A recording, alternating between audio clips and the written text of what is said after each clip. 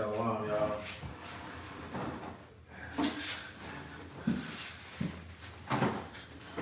HOI GA, right?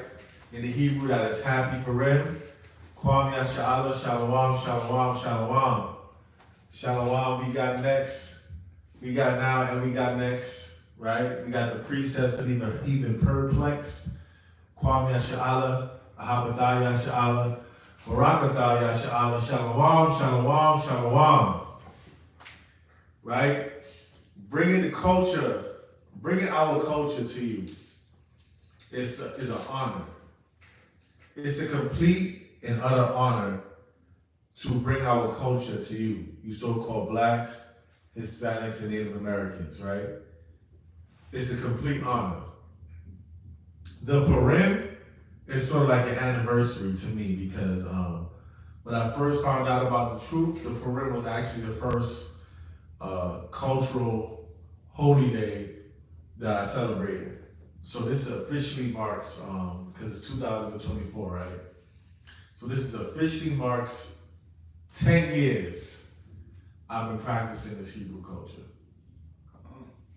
Because I've been doing the Purim since 2014, right? So I know I was an Israelite since like 2013, but I started practicing the culture to the best of my abilities in 2014 as the Purim is the first thing I ever celebrated. So all praises go to the Most High. This lesson, I'm gonna run through the book of Esther, right? Because I want to bring it out so you can watch it and so you can show people it. But the most important thing about the Purim is celebrating culture, man. Celebrating who we are as Israelites. Celebrating that we have a God of Israel that makes miracles for us when we stay dedicated to Him. Right, I'm over here with the brother Dietrich, right? A solid brother joining the ATL camp. I'm over here with my bond, right, Quaran, and we're gonna present to you the story of Esther, right, out of the Bible, the Purim. HOI GA in the Hebrew tongue. Let's get it. Let's get the book of Esther, right? Let me get the book of Esther, chapter 1. And start at verse 1. Come. This is the book of Esther, chapter 1, beginning at verse 1. Now it came to pass in the days of Asharius. This is Asharius which reigned from India even unto Ethiopia. So this is a person who reigned and had rulership from India to Ethiopia. India is in Asia. Ethiopia is in Africa. So this person has so much power that he reigned supreme all the way from India to Ethiopia. That means he had a kingdom that stretched from Asia to Africa. Right? Read on. Over 120 provinces. Over 127 provinces. Right? That's like he used to reign over 127 countries. Over here in the United States, we have like, what, 50, 51 states? That's like the United States being so big that it covered South America too, right? Just like he has 2 continents underneath his belt, he has Asia and Africa. This person is like this person ruling North America and South America at the same time. That's a huge place. You have to hear right here. Right? So he had 127 provinces. That's like 127 states underneath his banner. 2 continents. This is a great and mighty king. Come. Read on. That in those days, when the king Asharius sat on the throne of his kingdom, which was in Shushan the palace, in the 3rd year of his reign, he made a feast unto all his princes and his servants. So he made a feast because he's like, man, I'm celebrating. I'm reigning. I got a big empire. I'm the man. I'm that guy. You know what I'm saying? Read on. The power of Persia and Media, the nobles of princes, and the provinces being before him. All right. And the princes. Read verse 9. Come. Verse 9. Also, Vashti, the queen made a feast for the woman in the royal house, which belonged to King Ahasuerus. On the seventh day, when the heart of the king was merry with wine, he commanded Mehuman, Betha, Harbona, Betha, and Habagatha, Zethar, and Carcas, the 7 chamberlains that served in the presence of Ahasuerus the king.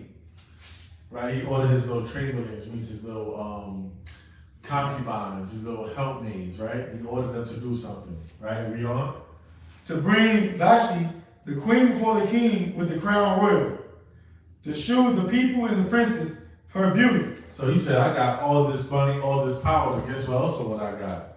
I got this beautiful woman as my queen. So let me show her off too, right? That's like a little song, right? Like, I just want to show you off, right? I just want to show you off. He want to show off his queen, right? So he want to show off his main treasure, my queen, right? Read on. For she was fair to look on. She was fair to look on, come on.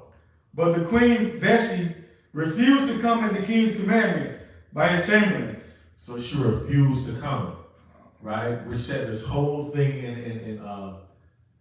in place. And this was the Most High.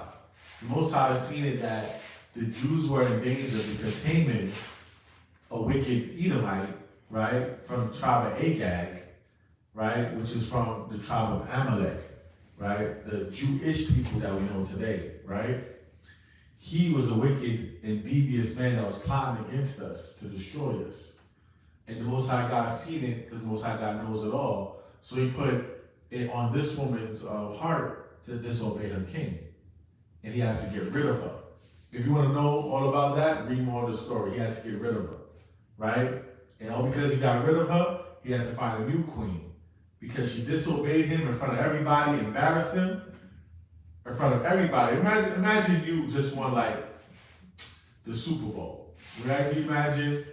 What's his name? That white boy? That's Kelsey. Kelsey, yeah. They say Kelsey invented the damn a fade, right? Retarded. But let's say Kelsey just won the Super Bowl and Taylor Swift ain't want to celebrate with him. You understand? You see Taylor Swift all up on him. Oh yeah, baby, we did it, right? Mm-hmm. So imagine that he won the Super Bowl and Taylor Swift kind of played like, get out of here. Like, I don't want to celebrate with you. I'm about to go back over here and party with Ice Spice and we're going to do our girls thing. That would make Kelsey look like a fool. Like, damn, in the middle of my celebration, you can't come and support me. So he got rid of her because of that. If you want to learn more about that, read the book of Esther. Let's go to chapter 2 and verse 3. You got it? Bring it up. This is the book of Esther, chapter 2 and verse 3. And let the king appointed officers in all the province of his kingdom, that they may gather together all the fair young virgins into Suzanne. So now he looking for himself a nice new young tenderoni. All the beautiful virgins, right? I'm gonna find me a new queen out of these beautiful young virgins. I find me a nice tenderoni, untouched, right? Unspoiled, and not just old and bitter, like my old queen. Read on. The palace to the house of the woman, unto the custody of HOI GA, the king's chamberlain. So now he said, hey, I'm gonna have a competition which women I like the best, right? Esther won the competition. If you want to know more about that, read the book of Esther, right? It's gonna be in there, right? This is how you celebrate and to know your culture too. Because yes, our women are the flyest and the most beautiful. God. That's why everybody go crazy over Beyonce. Before that, everybody went crazy over Halle Berry. You know what I'm saying? Yeah, Halle Berry, right? Right? Everybody go crazy over our women. No matter Jennifer Lopez, Selena, right? They go crazy over Nicki Minaj and Rihanna, right? No matter, they go crazy over Venus and Serena Williams. They go crazy over our women, period, man. Yeah, Jennifer Lopez. Right? So, regardless, they go crazy over our women and their beauty, right? So, that's what happened, right? Esther won the competition. Go to verse 7 for me. Verse 7. And he brought up Hadassah. Hadassah, that is Esther, right? Hadassah, which is Esther. Esther changed her name to Hadassah. No. Yeah. Hadassah actually changed her name to Esther to hide the fact that she was a Hebrew, right? Because Esther goes back into the heathen queen of heaven, Esther, or Ishtar, right? But she changed her name from Hadassah to Esther. Read on. His uncle's daughter, for she had neither father nor mother. So Mordecai, right? He raised up his uncle's daughter, right? Because our women back then, there was no such thing as an independent black woman, right? There was no such thing like how I would like, I don't need a man. No, there was no such thing, right? You was either under the covering of your father or the covering of your brothers, your uncles. It don't matter. It had to be a male figure that was running and covering you. You wasn't just out and about doing anything. That's why a lot of young women nowadays are thoughts. We're OnlyFans, right? Thoughts, strippers, hoes, you know what I'm saying? Sketels, slurs, a threes, yeah, right? A treats, a promiscuous heart of a woman. A lot of our women are that nowadays because they feel like they're independent. Here's Esther, right? She didn't have her mother nor her father, so her cousin, not even her uncle, her cousin took charge of her life. Right? Because our women are beautiful and they're precious, and we don't want none of them to grow up and just run the streets. Our women were not for the streets. Right? Read verse 15. Verse 15? Verse 15. Now when the turn of Esther, the daughter of Abihail, the uncle of Mordecai. Right, that was the uncle of Mordecai. So her cousin took hold of her. Could you imagine now telling your female cousin what to do? What you gonna say? You're not my dad.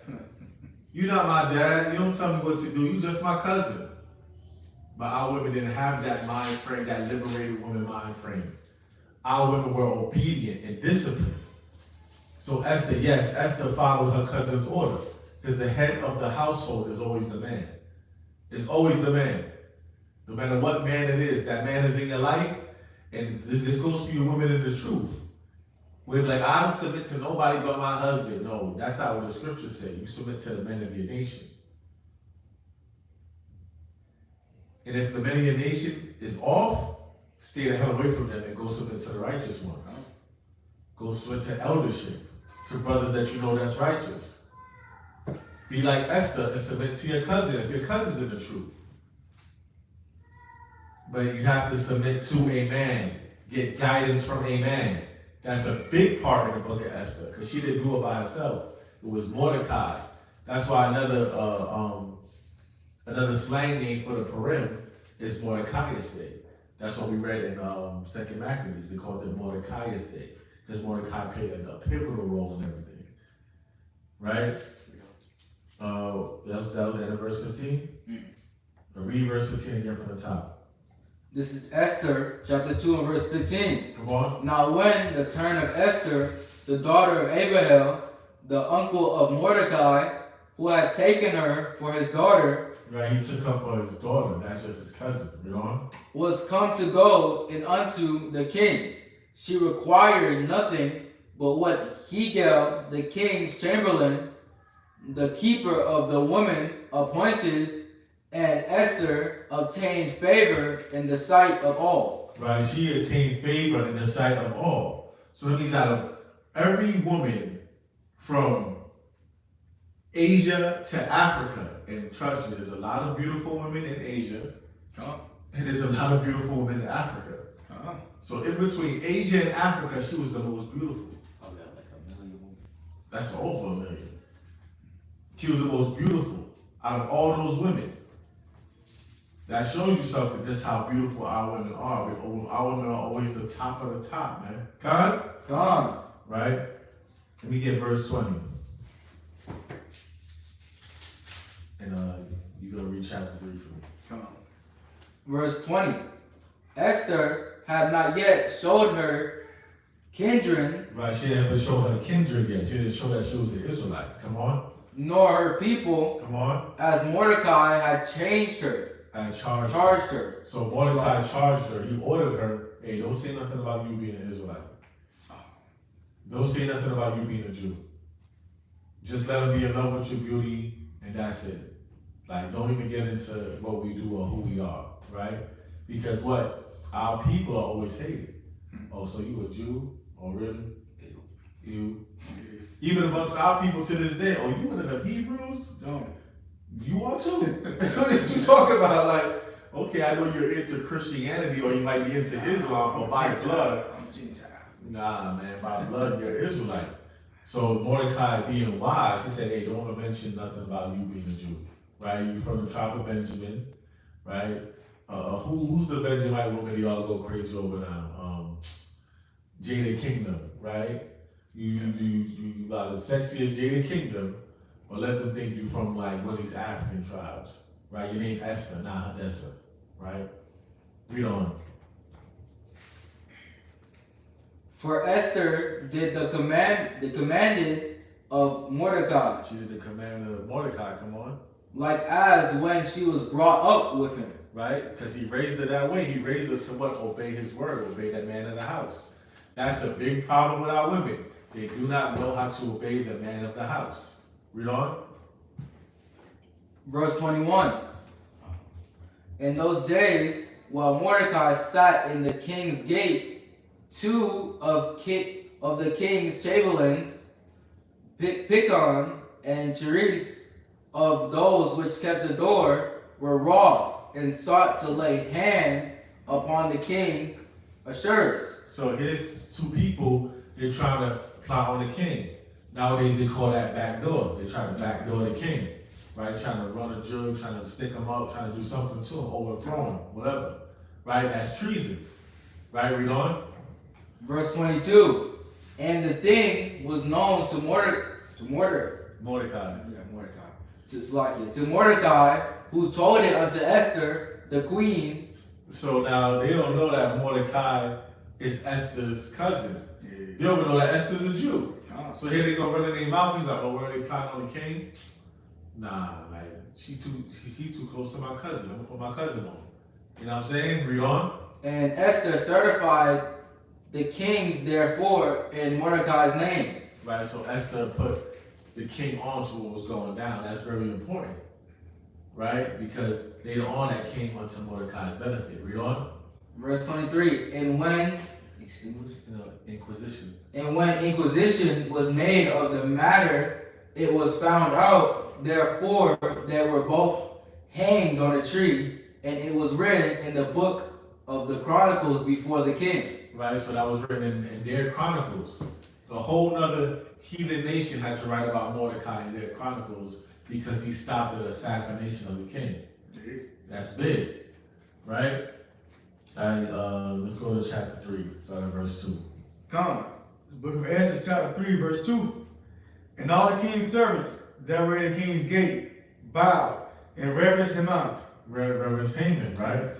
Right? Or you can call him Haman too, no matter how you pronounce it, stupid Edomite, right? So all the bowed and reverenced him because he was like the hand of the king. He was like you know, what you would call the Secretary of Defense. Right? You had the president, you had the vice president, you had the Secretary of Defense. If anything happens to the president and vice president, the Secretary of Defense becomes the leader. Right? So he was like third in charge. It was the king, the queen, and then him. Right?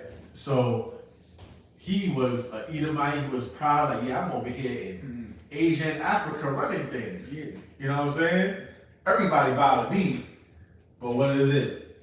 Right? Hold what you got and go to Exodus 20 and start at verse 3. No, let him get that. Right? Because everybody was bowing to Haman, but it's against us to bow to anything besides the Most High God. Exodus 20. It's on verse 3. Do not bow ourselves to them. That's what it says? Thou shalt not have no other gods before me. You were talking this? Yeah. Alright, this is the book of Exodus, chapter 20 and verse 3. Right. Thou shalt have no other gods before me. Come on. Verse 4. Thou shalt not make unto thee any graven image or any likeness of anything. Come on. That is in heaven above, or that is in the earth beneath. Read. Or that is in the water under the earth. Come on. Verse 5. thou shalt not bow down thyself to them. So thou shalt not bow down thyself to them, right? Now read that, what's going on with Haman, right? For the king has so commanded concerning him. Right. But Mordecai bowed not. Mordecai did what? Mordecai bowed not, Mordecai bowed not. He didn't want to break the commandments. He's a Jew. Come on, read on. nor did him reverence. Read. The king's servants which were in the king's gate said unto Mordecai, why transgressest thou the king's commandment?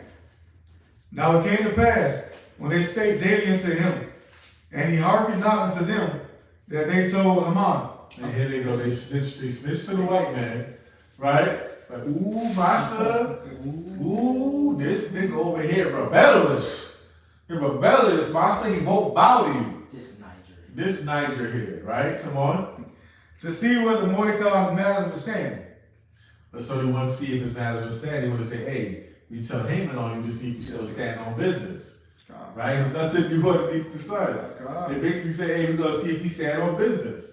Right? See if his matters will stand. Come on. Not knowing Mordecai 10 toes down. For he had told them that he was a Jew. He was a what? That he was a Jew. I'm a Jew. I don't bow to nobody. Come on. And when Haman saw that Mordecai bowed not, nor did him reverence, then was Haman full of wrath. And right there, that's when the beef started, right? What verse you in? 5. Right, we verse 6. Verse 6. And he thought scorn to lay hands on Mordecai alone, for they had showed him the people of Mordecai. Wherefore Haman sought to destroy all the Jews that were throughout the whole kingdom of Ashurius. You see that? So here goes the mind of the white man. No, I'm not just going to kill him. I'm going to kill all his people. That is a genocidal maniac. That is a so-called white man. To this day, genocide, Mr. Genocide, create genocide right now in the Middle East, in Afghanistan. Right now, same tribe, Amalek, Agag, created genocide right now, all through the Middle East. Created genocide on the transatlantic slave trade. Committed genocide on the Native American Indians. Committed genocide on each other because Hitler was Jewish. Committed genocide on his own damn people. Just a genocidal maniac, man. That's the so-called white man is. Genocide on the indigenous that was in Australia. Wait, like there's a tribe of Tasmanians wiped them completely extinct. A tribe of people extinct. A genocidal maniac, man. King, what's his name? Leopold, King Leopold, went down to Africa and killed millions and millions and millions of people. A genocidal maniac, that's what the so-called white man is. And that was the mind state of Haman, right? Give me verse 8. Verse 8. And Haman said unto King Ashurius, there's a certain people scattered abroad and dispersed among the people in all the provinces of thy kingdom. So now here goes Haman trying to gas the king up to go against the Jews. Say, there's a certain people that's among us, right? Read on.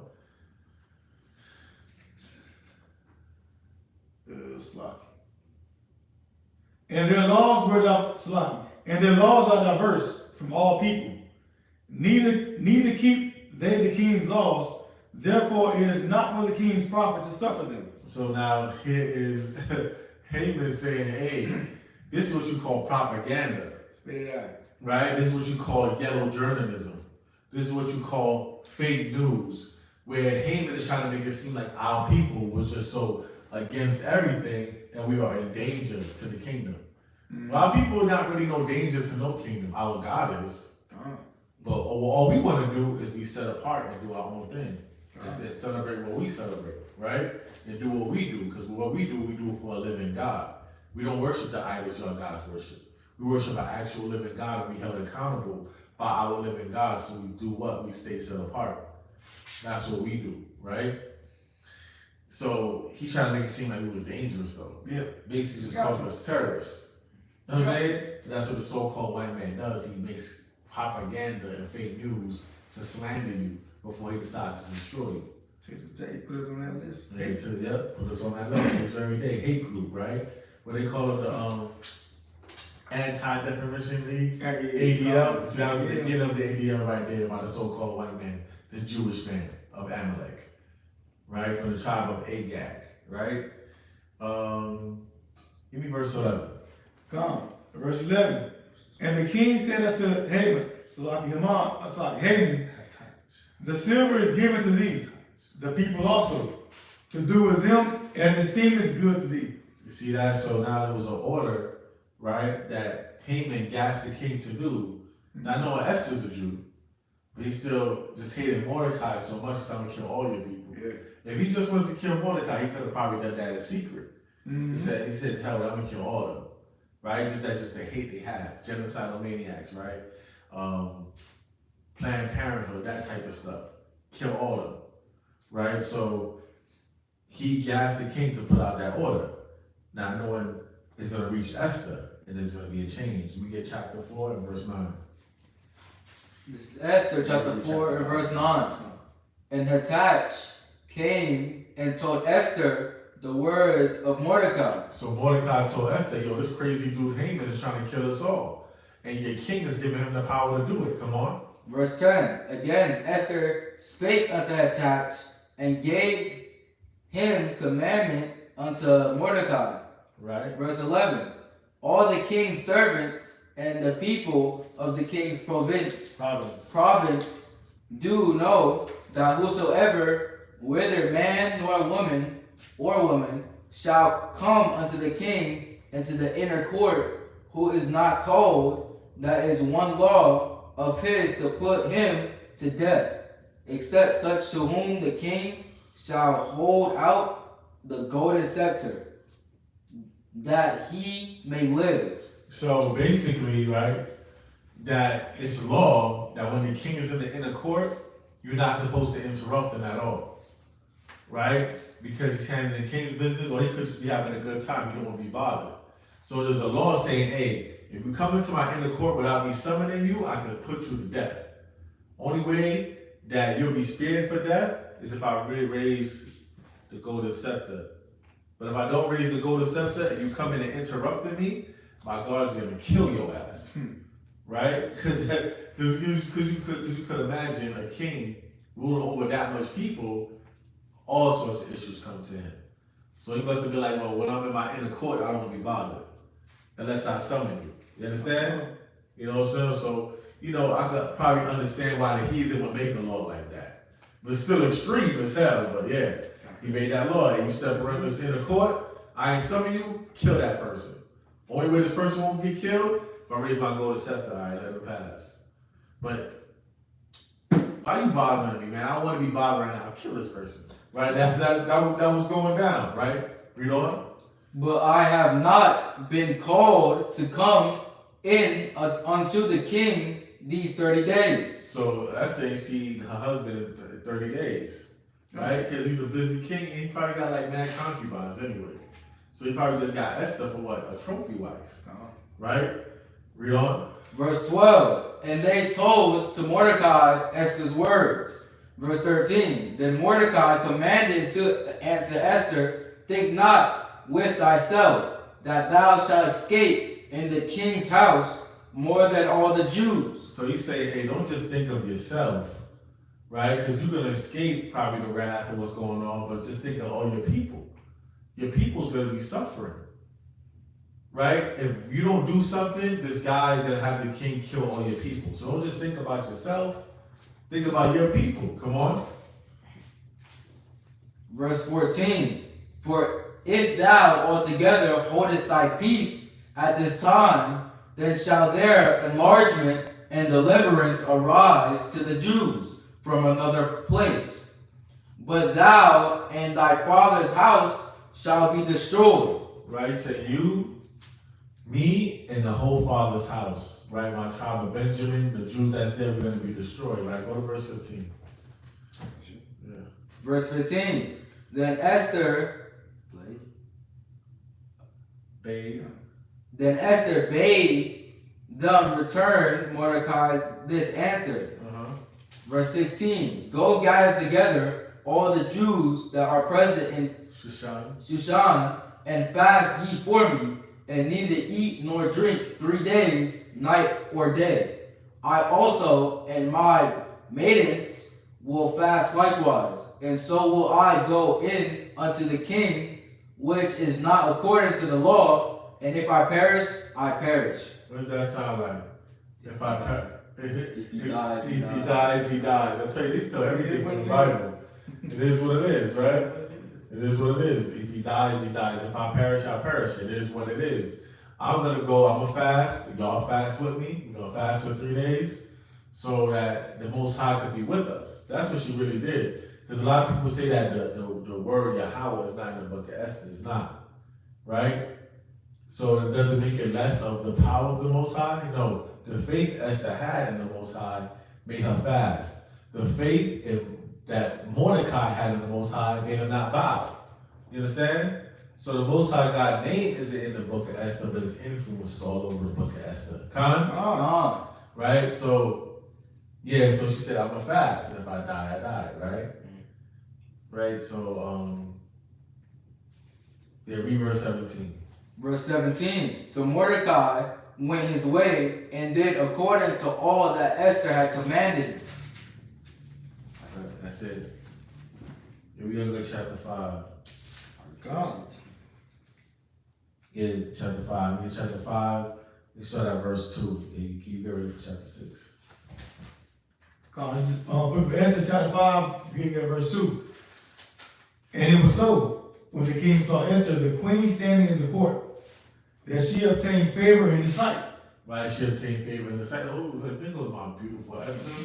Why are you over here in the court? You trying to die, girl? Read on. And the king held out to Esther, and the golden scepter was in his hand. Right, so you could say, hey, no, she gonna die. Come here.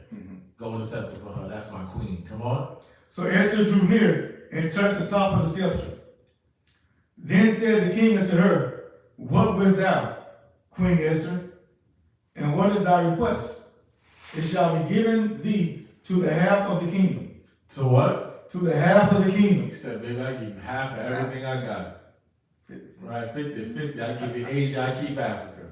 Right, that's how smitten he was over Esther. Come? Right? Verse 4. And Esther answered, If it seem good unto the king, let the king and Haman come this day unto the banquet that I have prepared for him. Right, so now she's setting Haman up. She's lining him up, saying, hey, I'm making the dinner. Y'all come through. They have the dinner. They discuss something, and Esther wants to have another dinner afterwards, right? We jumping forward because I want us to understand what's going on. But then you listeners, you got to read this book for yourself. I'm not going to read the whole thing for you, no. I'm going to give you understanding of it, right? Because this is our culture. We celebrating the Purim. I'm not going to read the whole book for you, right? Esther sets up Haman by inviting him to dinner, making him feel relaxed like he's the man, and then also doing what? Lining him up to what? Reveal to the king that he's trying to destroy her and her people, right? Jump to verse 14. Verse 14. Then said Zeresh, his wife, and all his friends unto him. So this is what they're saying to Haman. Because Haman is saying, man, that damn Mordecai would like him. So here's the idea from his wife, right? The evil, wicked wife that he had. Come on. Let a gallows be made of 50 cubits high. Right? A gallows be made of 50 cubits high. A regular cubit is, let's say, from your elbow to your to the wrist or to your finger? To your finger. Okay, come on. That's a regular cubit, right? A big cubit is the size of a person. So that 50 cubits high could be like 3-4 stories. Crazy. Read on. And tomorrow speak thou unto the king that Mordecai may be hanged thereon. And listen, hang that Niger. Always want to hang us, right? Our people always Right? All people always do. Always want to hang out people. Come on. Then go thou in merrily with the king unto the banquet. And the thing pleased Haman, and he caused the gallows to be made. Right? He made the gallows thinking that, well, he's going to kill some Nigers on it, man. Right? Let me get chapter 6, verse 2. Come. This is the book of Esther, chapter 6, verse 2. And it was found written that Mordecai had told of Pigatan Pigden and Pigdena. and Therese, two of the king's chamberlains, the keepers of the doors, who sought to lay hand on the king Ahasuerus. Right, so the king found that out, right? We actually read verse 1 and then 2. Because the king couldn't sleep. So he went into the book of the Chronicles and found out, oh, word, it was Mordecai that sent word and saved my life. Right? So read verse 1. This is the book of Esther, chapter 6 and verse 1. On that night could not the king sleep, and he commanded to bring the book of records of the Chronicles, and they were read before the king. Right, so remember what Mordecai did was written in the Chronicles earlier in the book, right? So now the king finally reading it. Go to verse 3. Verse 3. And the king said, what honor and dignity hath been done to Mordecai for this? Then said the king's servants that ministered unto him, there is nothing done for him. Right, so Mordecai didn't even get a pat on the back. He even get a thank you or a Scooby snack. He ain't get a butter biscuit. He ain't get nothing. Like he just said, you know what I'm saying? Good going, Mordecai. Right, so he didn't get nothing for what he did, but that always happens to our people. Let me get the Wisdom of Solomon, chapter 5, verse 1. Wisdom of Solomon 5 and 1, right? They give no account for our labors. Everything we do, it comes out to naught because they act like we do nothing. We do everything, but they act like we do nothing. No one ever gives us credit, especially the so-called black man. Black man don't get credit for nothing. Black man could lay down on the street and let cars run over him to save 80 lives. You know, yeah, this nigga, you know, he was just stretching. You know what I'm saying? Like, he was drunk and passed out. Nothing. He just pulled his leg. Right, he pulled his leg. Like, I think he was reaching for a penny. You know what I'm saying? You know, so they don't want to give us no account for our labors. We get that. This is the book of the Wisdom of Solomon, chapter 5 and verse 1. Then shall the righteous man stand in great boldness before the face of such as have afflicted him, and made no account for his labors. And made what? No account for his labors. They made no account for his labors. It's the same thing Mordecai was going through, right?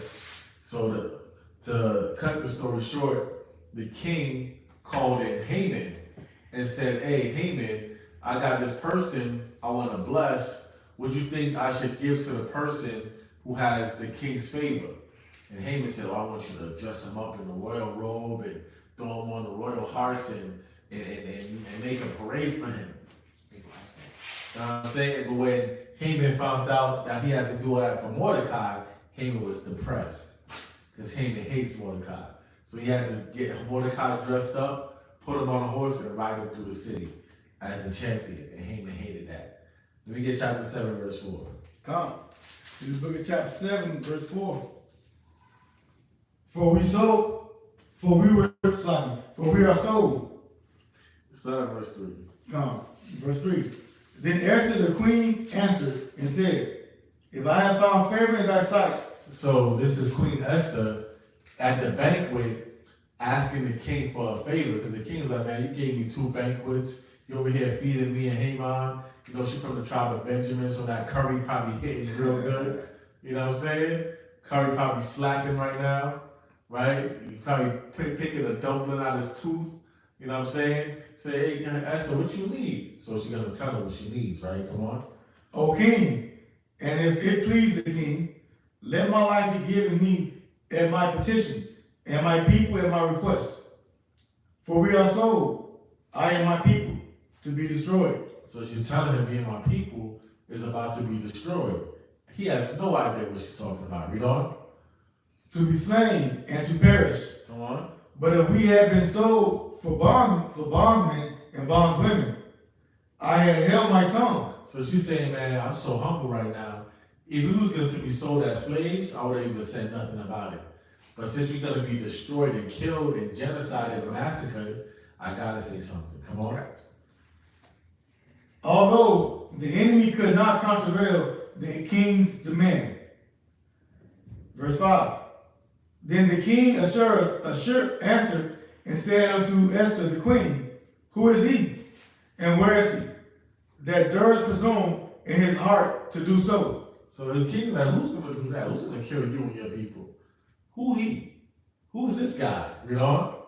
And Esther said, the adversary and enemy is the wicked Haman. So she said, that guy right there, the wicked Haman. Haman over here probably eating some curry too. Like, huh? Me? Yeah, it's Haman. She's a Jew. Come on. Then Haman was afraid before the king and the queen. Right. And the king, arising from the banquet of wine in his wrath, went through the palace garden. So the king got so mad, he stood like, what? And walked off and went into the palace garden. Because guess what? Every king, right, has to think logically before he lets his emotions get to him. He stood up and went into the garden, right? He tried his best to hold his composure. Because that's his wife and his queen. And he talked about this guy trying to kill her. Right? Come on. You know, it's bad. And Haman stood up to make requests for his life to Esther the queen. Like, nah, no, Esther, no, please, don't do this. Like, what's going on? Like, can we talk? Come on. For he saw that there was evil determined against him by the king. Right, he see that the king was over there hot. Probably kicked some of the flowers in the garden. Come on. Then the king returned out of the palace garden into the place of the banquet of wine. And Haman was falling upon the bed whereon Esther was. So he even tried to like talk to her on her bed. Like he jumped on her bed like, hey, please, Esther, please. And the king got mad about that. Like, what the hell are you doing on her bed? Come on. Then said the king, will he force the queen also before me in the house? Right, so now you trying to force my queen or something? What's going on? Come on. As the word went out of the king's mouth, they covered Haman's face. They covered him in his face. It means that God came through, put that black bag over his face. You know how that go. It was a rap skiddity. Come on. Verse 9. And Harbona, one of the chamberlains, said before the king, behold also, the gallows 50 cubits high, which Haman had made before, Slaki had made for Mordecai, who had spoken good for the king, standing in the house of Haman. Right, so here was one of the chamberlains snitched on him. Right? Probably the same chamberlain that snitched on Mordecai. Right now, I'm just playing. But I'm saying, here was the chamberlains there go snitching again, saying, hey, this guy just made a 50 cubic high thing for Mordecai too. Now he trying to kill Esther, he trying to kill Mordecai, right? You know? Then the king said, hang him thereon. And what's the king say? Hang him up thereon. And the king said, yo, hang him on those shits. He made that for Mordecai, but hang him on, man. Right? Right, what verse was that? Oh, 9. Right, is verse 9? Read verse 14. That was on 7, 9, on 8. 7 and... Oh, Salaki. Read verse 10, yeah. So they hanged Haman on the gallows that he had prepared for Mordecai. Then was the king's wrath pacified. And then was what? Then was the king's wrath pacified. Then was the king's wrath pacified. Let me get Psalms. You give me Psalms 35 and 5. And you get Esther chapter 8 and verse 4. Because what Haman tried to do to Mordecai, what he set up to do to Mordecai, happened to him. Right? And that's what happens when the Most High God is with you. Right? Whatever your enemy set to do against you, it happens to them. I'm telling you, I see that happen over and over again. When someone wicked is plotting against somebody that keep the commandments, but the same thing happens to them. You try to expose me, you get exposed. You try to make me look unloyal, you get proven to be unloyal. You try to make me look like a thief, you get proven to be a thief. Like that always happens in reverse. Every time you plot with somebody that's really keeping the commandments, yeah, you might think you winning for a while, but then the Most High God reversed the tables on you. Right? Read for that for me. Psalms 35 and 5. Come. This is the book of 30. This is the book of Psalms, chapter 35, verse 5. Let them be as a chaff before the wind, and let the angel of the Lord chase them. Let their way be dark and slippery, and let the angel of the Lord persecute them. For without cause have they hid from me their net in a pit, which without cause they have digged for my soul. So they say they laid a net for you in a pit, a trap for you. Come on. Let destruction come upon him at unawares, Let him not even know what's going on, but at unawares, let destruction fall upon him. Come on. and let his net that he hath hid catch himself, and to the very destruction let him fall. Right into that very destruction, that net that he hit, he called himself. That's goofy as hell. That's super goofy. You set something up, a trap for me, and you fall for it. Go ahead, Wile E. Coyote. You know what I'm saying? That's what happens, right? You set that trap for the children of the Most High God that's keeping the law, statutes, and commandments in the faith of Hamashiach Yahushua, and then you fall over it. You slip off that banana peel. You go into that trap, right? But that's what happens. You go against the children of God. Khan? That's what happened to Haman. The gallows he made for Mordecai, he got hung on them. Them nuclear bombs these nations set up, they're gonna die from them. Right? So that's what's gonna happen. The slavery that they put us through, they're gonna go through it. Thus saith the Lord, thus saith the Holy Bible. Right? He gonna read chapter 8. You give me chapter 9, verse 4. This is the book of Esther, chapter 8 and verse 4. Come on. Then the king held out the golden scepter toward Esther. So Esther arose and stood before the king. Verse 5. And said, if it please the king, and if I found favor. Wait, now that's 8 and 4? Yeah, it's 8 and 5 now. Man, we don't.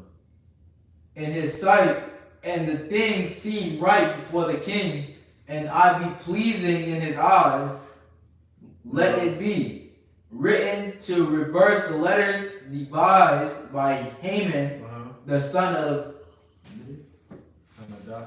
Hamadatha, the Agagite, which he wrought to destroy the Jews which are in all the king's provinces. So whether y'all know it or not, Agagite came from King Agag, right?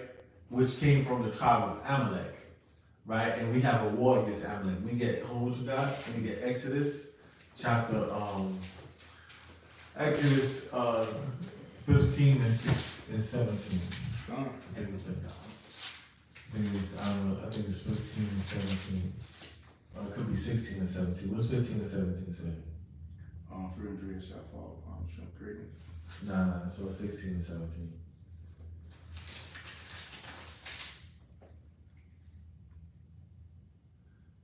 No, 17 and 16.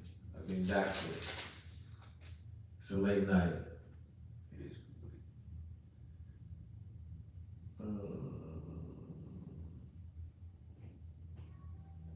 Oh, 16, yeah, 17 and 16. Come on, this is book of Exodus chapter 16, chapter 17, verse 16. Come on. For he said, behold, the Lord hath sworn that the Lord will have war with Amalek. Amalek, that's where Haman is from. He's from Amalek. That's where the people right now, the synagogue of Satan is from. The same ones that's trying to persecute and eliminate Kanye. The same ones that persecuted Kyrie. Right? The same ones that made Nick Cannon apologize and all the other celebrities. They're from the tribe of Amalek. We have an ongoing war against them according to the law. So Haman is doing just exactly what the Amalekites always do. Come against the children of Israel. Read that again from the top. Come. For he said, because the Lord hath sworn that the Lord will have war with Amalek from generation to generation. Right, from generation to generation, even unto this very day, Amalek is oppressing us, which we'll call the Jewish people that's in the state of Israel right now, that occupy the state of Israel. Right? That's it on that. What you got?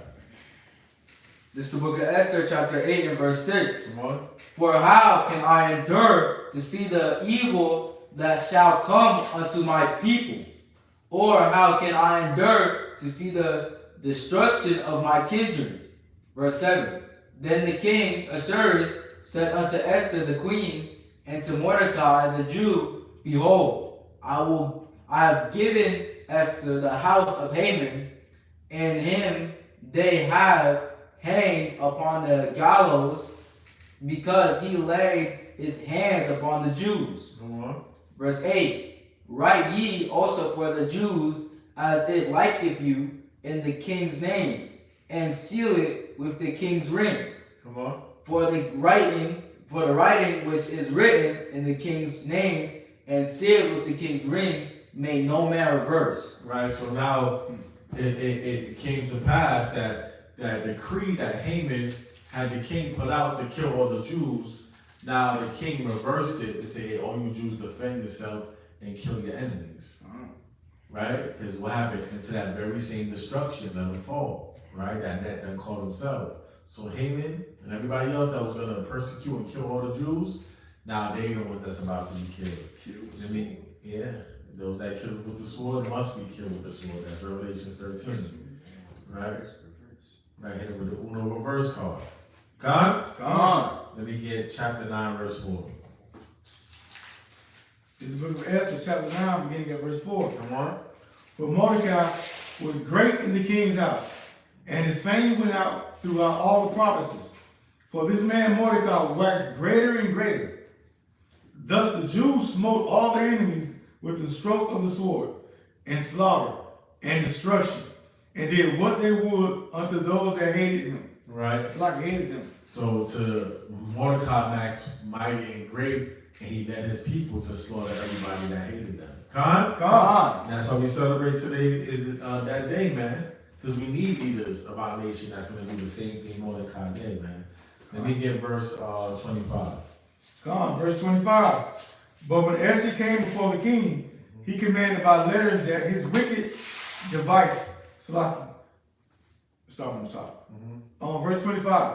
But when Esther came before the king, he commanded by letters his wicked device, which he devised against the Jews, should return upon his own head. Right, should return upon his own head, man. Right? That's what it also says in the book of Joel, right? I will return your recompense upon your own head. You know? And that he and his sons should be hanged on the gallows. So him and his sons. That goes back to Isaiah, 21 to 14. Prepare slaughter for his children for the iniquity of their fathers. Come on. Wherefore they call these days Purim. Because they what? Purim. And that's the Purim, man. We celebrate our victory over their enemies and them being slaughtered when they try to slaughter us. We also celebrate Queen Esther because she didn't forget about her people when she became rich and famous. Not about people. Once they become rich and famous, they don't care. They don't give a damn about none of us. They just think we dusty now, right? Come on. After the name Purim. Therefore, all the words of this letter and of that which they had sinned concerning this matter, and which they had unto them, the Jews ordained and took upon them, and upon their seed, and upon all such as joined themselves unto them, so as it should not fail, that they would keep these 2 days according to their writing, and according to the appointed time every year. And that these days should be remembered and kept throughout every generation, every family, every province, and every city. And that these days of Purim should not fail from among the Jews, nor the memorial of them perish from their seed. You see that? So it's a generational thing. We're supposed to celebrate from generation to generation, a memorial between us and our seed and our children. So that's the Purim, y'all. That's what we celebrate today, man. Kwame Yasha'Allah, man. Hey, shalom, everybody that's watching. Right, peace and blessings to y'all. If you want to send any Purim alms or donations, you do it at the Cash App. It's Cash App, $, HOI, Atlanta. All caps on the HOI and then Atlanta. $, HOI, Atlanta. If you want to send any Purim offerings, any Purim alms, any Purim donations, it's well appreciated. Kwame Yasha'Allah. We still got next, man. We about to sign out. We said Ecclesiastes 12 and 13. This is the book Ecclesiastes chapter 12 and verse 13. Let us hear the conclusion of the whole matter. Fear God and keep his commandments. Do what? Fear God and keep his commandments. So that's what Mordecai did. Mordecai didn't fear Haman. He didn't fear the king. He only feared God. He kept the commandment. He didn't bow. Right? And that's what made him prevail. By Shema Mashiach Yahushua. For this is the whole duty of man. And that's the whole duty of man. We're saying that death and destruction. Go turn it off. Death and destruction and chaos to all the nations that persecute us. Peace and blessings to the 12 tribes worldwide. I want to say peace, which is shalom in the Hebrew tongue. Ashar Purim. Happy Purim. Mordecai's Day. Shalom. Shalom.